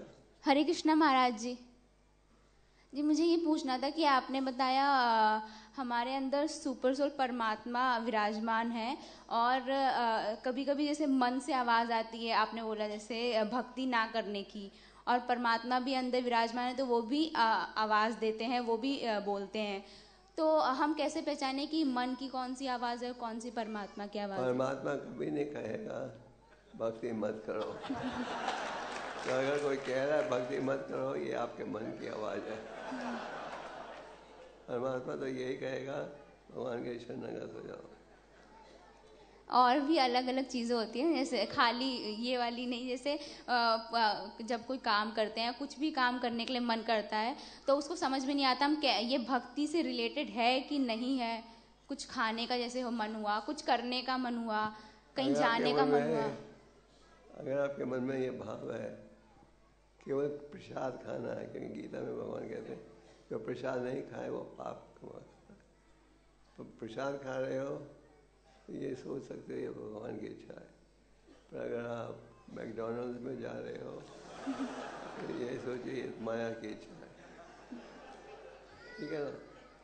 Okay, next question. Hare Krishna Maharaj ji, धन्यवाद, प्रणाम। मैं 6 महीने से बेस में रह रहा हूँ, नीलांचल धाम बेस में। मैंने लेक्चर 6 महीने से भी सुन रहा हूँ, तो मैं ऑफेंस कॉन्शियस ज़्यादा हो गया हूँ कृष्णा कॉन्शियस होने से ज़्यादा। तो क्या मैं little offence conscious comparison to Krishna conscious, how can I increase the Krishna conscious and decrease the offence conscious? If your thought is I should avoid offenses and you're trying to be careful, that's very nice. Understand? अगर आपके मन में ये भाव है कि मैं अपराधों से बचूं इसलिए मैं सावधान हूँ, ये तो अच्छा भाव है। अच्छा, हरे कृष्णा। हाँ पूछिए। यस,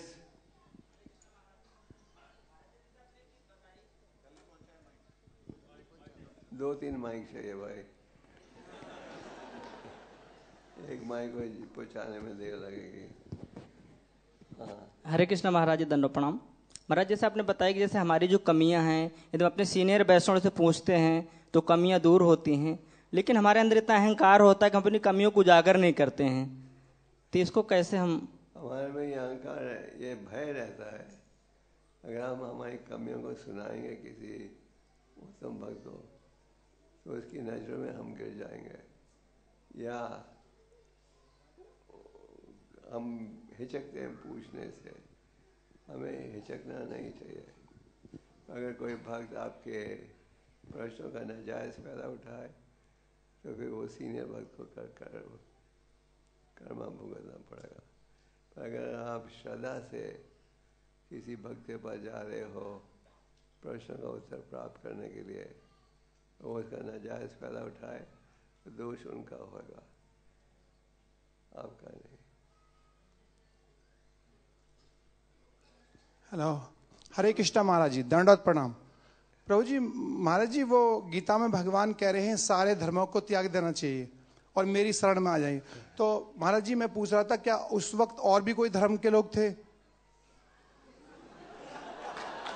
तो मैंने ये समझाया था आपको। नहीं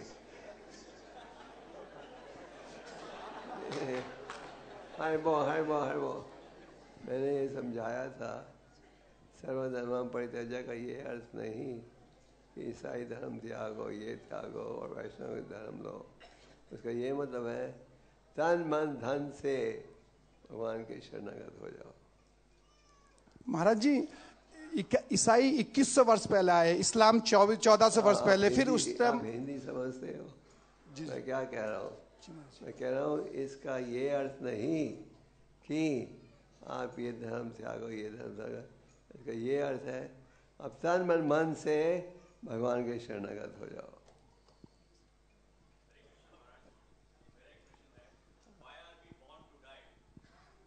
In other words, we should not die.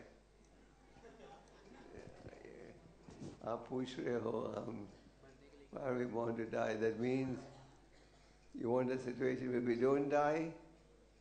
भगवान तो कहते हैं जन्म मृत्यु के बंधन से निकलो, पर हम इतने ढीठ है, हम कहते हैं दिल्ली का पोल्यूशन बहुत मीठा है।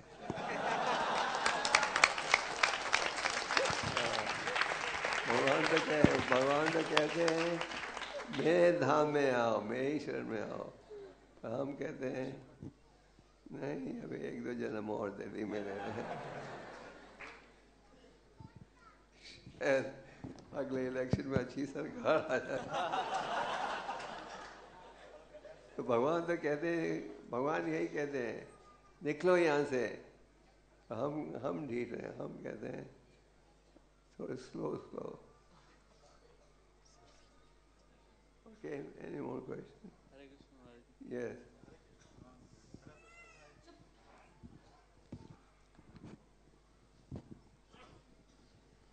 हरे कृष्ण महाराज, मेरा ये प्रश्न है कि जैसे मेटेरियल अटैचमेंट से मेटेरियल कॉन्शसनेस होती है, जैसे पाठ में लिखा हुआ है और आपने भी बताया, बट जो गृहस्थ होता है उनको कमाने के लिए नौकरी करना होता है, जॉब करना होता है, बिजनेस करना होता है, तो उसमें तो अटैचमेंट की जरूरत है ही, तो उसको हम कैसे समझे और कैसे हम भक्ति करें?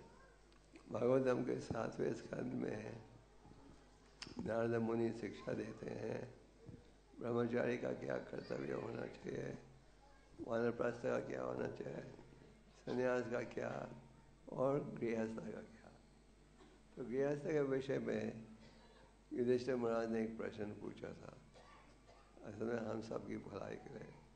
युधिष्ठिर महाराज ने नारद मुनि से पूछा 7वें स्कंद में, शास्त्र के आधार पर हम जो गृहस्थ आश्रम में हैं कैसे भगवान को प्राप्त कर सकते हैं?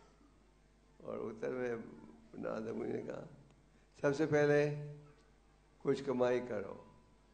आप गृहस्थ हो तो आपको कुछ प्रयास करना पड़ेगा धन कमाने के लिए, पर ये भाव नहीं रखो कि जो मैंने कमाया है सब मेरे जेब में जाएगा, ये इसे भगवान की सेवा में भी लगाओ। आगे संतों के संग में रहकर ये पूछो कैसे ज़्यादा शरणागत हो सकते हो। तो गृहस्थ समझ मान लो आप व्यापार कर रहे हो, नौकरी कर रहे हो, अगर आपके मन में ये भाव है मेरा व्यापार सफल हो जाए तो इसमें भगवान की सेवा भी करूँगा, तो अच्छा है, ठीक है। अगर आपके मन में ये भाव है नहीं जितना कमाऊँगा ये मेरा परिणाम है, मेरा प्रयास है, मैंने ही भुगतना है, हरे कृष्ण वालों को बोलो 10 साल बाद आए, आप कमाओ पर भगवान की सेवा में लगाए।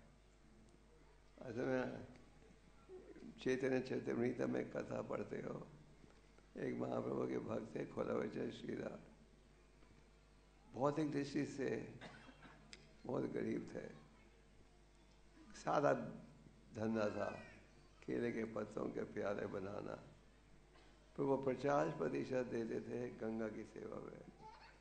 तो हम तो ये नहीं कहते 50% दो, और कुछ ना कुछ तो हमें भगवान की सेवा में देना चाहिए प्रचार के लिए, है कि नहीं? गुरुद्वारों में होता है, क्रिश्चियंस में होता है।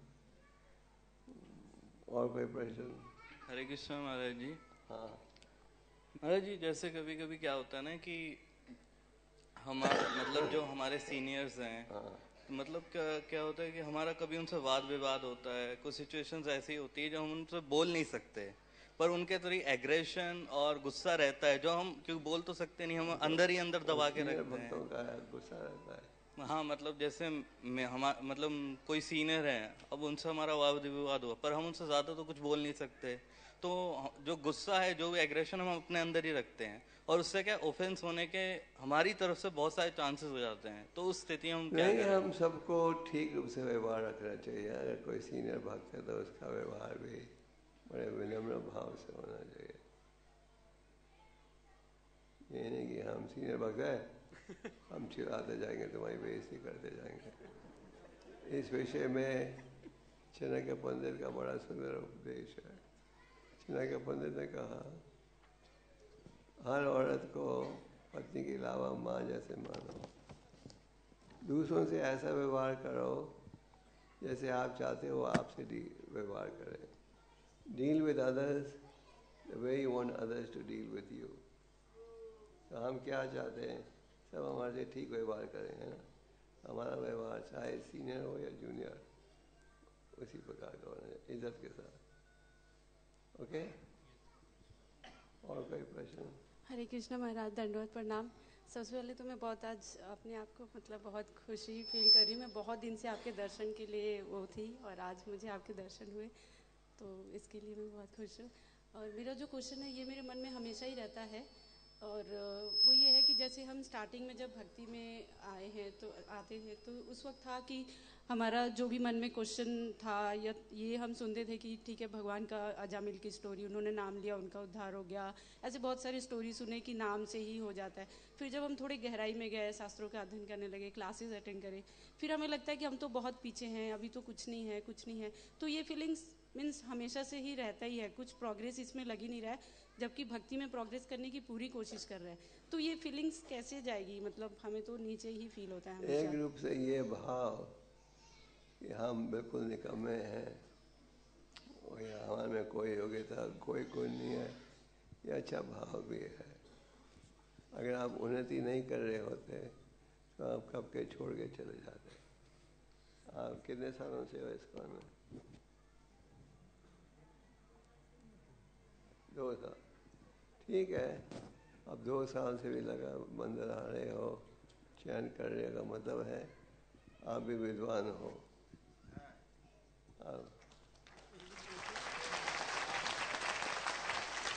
क्योंकि आपके कई रिश्तेदार या मित्र कहते होंगे तुम पागल हुए हो, बार बार मंदिर जाते हो, कहते हैं। यस, हरे कृष्णा गुरु महाराज जी। इधर महाराज जी, हरिसुंदर दास। यस, ये उधर है प्रश्न। हरी बोल गुरु। हाँ, पूछिए। मैं समझा नहीं।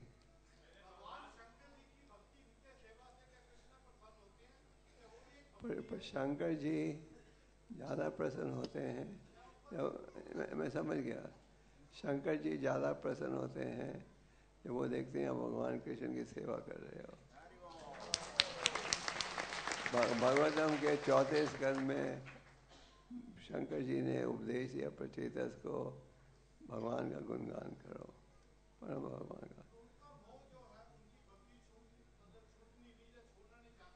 ठीक है, आप शंकर जी की भक्ति करते जाओ और कृष्ण की भक्ति शुरू कर दो।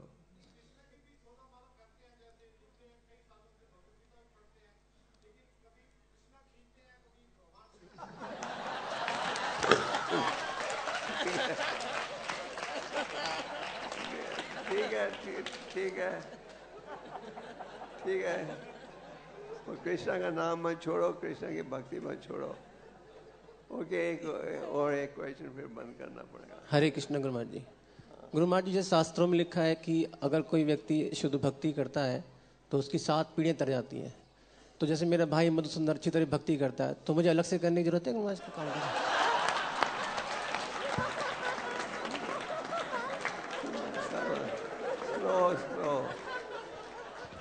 ये मुझे प्रश्न आप लोगों ने प्रश्न सुनने में नहीं दिया।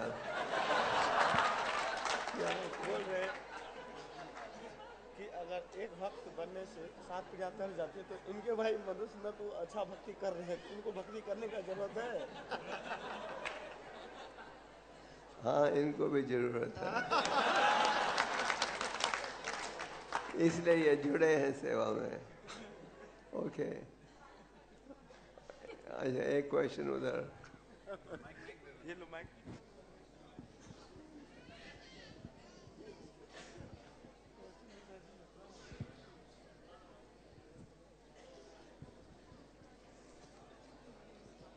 अभी बंद करने लगे हैं।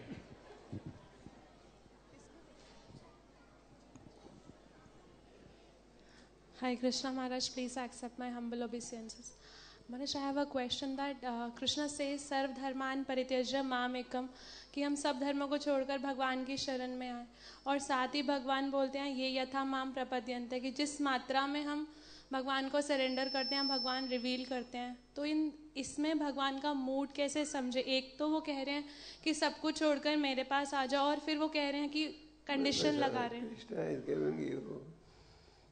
एक तरह से भगवान कह रहे हैं जितनी शरण माता में शरण लोगे उतनी सुरक्षा मिलेगी। तो भगवान कह रहे हैं ये मत सोचो तुम 2% सेवा करोगे और 100% कवरेज मिलेगा, ये गलत भ्रम में मत रहो। जैसे हमारे हिंदुस्तान में सब कहते हैं हाँ हम तो भक्त हैं, ये है तो जितनी बात, जैसे व्यापारी भाषा में क्या कहते हैं, जैसा दाम भरोगे वैसा माल मिलेगा। तो भगवान का भी यही नियम है, जितनी मात्रा में शरण लोगे, यू पे 10% कवरेज, तो उतनी मात्रा में सुरक्षा मिलेगी। और सर्वधर्म परित्यज्य, इसमें भगवान अलग विषय कह रहे हैं। इसमें भगवान कह रहे हैं तुम तन मन धन से सब छोड़कर मेरा स्मरण करो, मेरी पूजा करो। Okay, I'll take last question. Yes.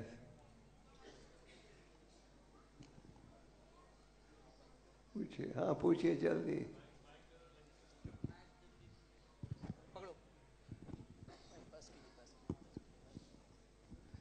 हाँ पूछिए जल्दी। धन्यवाद, प्रणाम गुरु महाराज। एक्चुअली कल प्रभुपाद जी का लेक्चर था, उसमें बताया गया था कि अगर ये जानना है कि भगवान हमसे खुश हैं या नहीं, तो हमें जानना होगा कि हमारे गुरु महाराज हमसे खुश हैं या नहीं। तो आप अगर खुश हैं या नहीं, तो आपके जानने हमें जानना हो कि आप हमसे हमारी भक्ति से खुश हैं या नहीं, तो हम कैसे जाने ब्रो? पूछ सकते हो।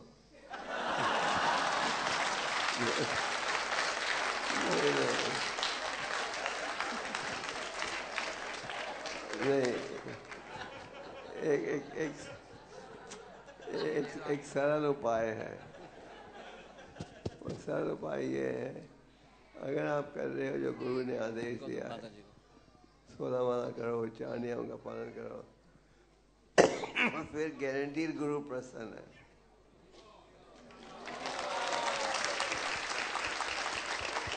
जैसे कि प्रभुपाद ने कहा, if you chant your 16 rounds and follow 4 regular principles, you'll definitely go back to Godhead. Prabhupada ने कहा अनेक समय अगर तुम 16 माला का जाप करोगे, 4 नियमों का पालन करोगे, तो बिना शंका के भगवान के धाम जाओगे। अगर आप ये कर रहे हो तो गुरु प्रसन्न है। So we'll stop here. मैंने आपको कहा था एक नई सूचना है। हमारे मंदिरों ने एक स्कीम शुरू की है, नित्य सेवा स्कीम। आपसे क्या छुपाना, आप सब घर के हो। मंदिर चलाने के लिए धन की भी आवश्यकता रहती है नहीं? कई बार लोग कहते हैं गीता मुफ्त में क्यों नहीं बांटते? क्रिश्चियन लोग तो मुफ्त में बांटते हैं, हम तो मुफ्त में बांटने को तैयार हैं, फिर हमें कागज और छपाई भी मुफ्त में रहे। तो पहले हमारी एक योजना थी लाइफ मेंबरशिप की, तो एक बड़ी सिंपल स्कीम है, ऋषि कुमार सूचना दे सकते हैं। नित्य सेवा हर महीने कोई जो भी चंदा देना चाहे योग्यता के अनुसार दे सकता है। क्या अच्छा स्कीम है? हर एक गुरुद्वारे में होता है, हर एक चर्च में होता है, हर एक मस्जिद में होता है। तो अभी हमने भी स्कीम शुरू की है कि भविष्य में ऐसी स्कीम होनी चाहिए जिससे मंदिर भी हमेशा चलते जाए। क्या स्कीम है? हरे कृष्णा। तो महाराज ने जैसे बताया कि आसक्ति भौतिक वस्तुओं से काटने के लिए आध्यात्मिक वस्तु के प्रति आसक्ति होनी चाहिए। तो लेकिन ये सेवा जो है इसको बोलते हैं नित्य सेवा। नित्य सेवा मतलब रोज होनी चाहिए, निरंतर होनी चाहिए। लेकिन इसके बदले में आपको क्या मिलेगा? वैसे देखा जाए कुछ नहीं मिलेगा, लेकिन दूसरी दृष्टि से देखा सब कुछ मिलेगा, क्योंकि भगवान की कृपा भरपेट मिलेगी और प्रचुर मात्रा में मिलेगी, तोक में मिलेगी। निस्वार्थ सेवा है, क्योंकि आप कुछ अपेक्षा से नहीं कर रहे हैं, वो इसलिए कर रहे हैं क्योंकि भगवान प्रसन्न होंगे। तैयार हैं? तो हमारे वॉलंटियर्स हैं यहाँ पर, सस्नेह प्रभु के नेतृत्व में उनका टीम वहां पे उन्होंने टेबल लगाया है, बिल्कुल पीछे है। और हमारे नित्य सेवा कोऑर्डिनेटर हैं दिल्ली एनसीआर के ग्रेट सुमुखा प्रभु यहाँ पे उपस्थित हैं, प्रभु जी का भी हेल्प ले सकते हैं। तो आप सब अपने यथाशक्ति से ज्यादा दें, आप जितना दे सकते हैं उससे ज्यादा दें। एक आचार्य बताते हैं जितना तब उतना दें जितना आपको पिंच करें। तो जितना हो सके आप अगर 10 रुपया दे सकते हो तो 11 रुपया दीजिए।